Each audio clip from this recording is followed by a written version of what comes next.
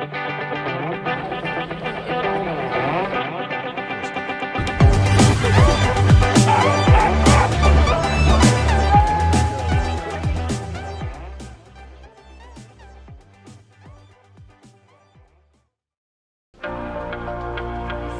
Simon. Hey, Andy, how are you? Oh, damn, good kissing. Nancy, how are you?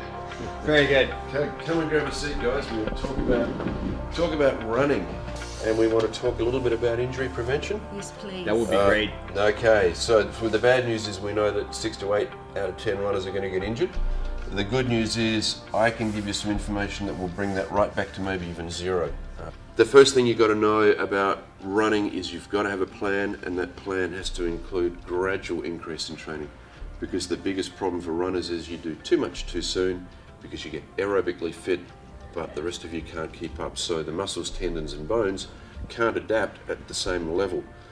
The second really important thing is you've got to think about the strength issues for running. So most runners actually don't think about strength, they just go out and run, and that is a bit of a problem, because if you're strong, it makes a huge difference to your injury rates. In fact, we know it cuts it by about 1/3. So it's a very, very powerful tool.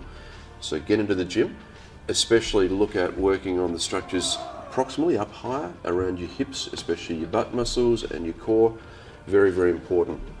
The third thing to understand about running is I find it quite unusual with running that people don't actually normally have access to a coach.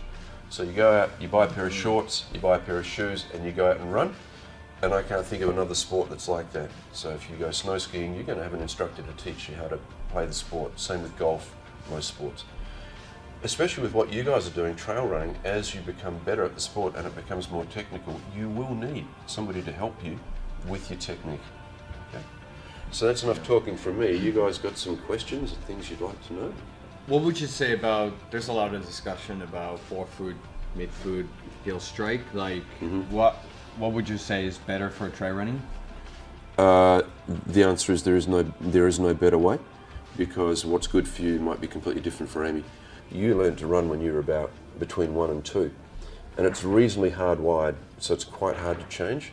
And if you weren't injured, you would not make a radical change to the way you run, because that is going to really turn everything upside down, and it might actually generate an injury for you. Yeah, thanks.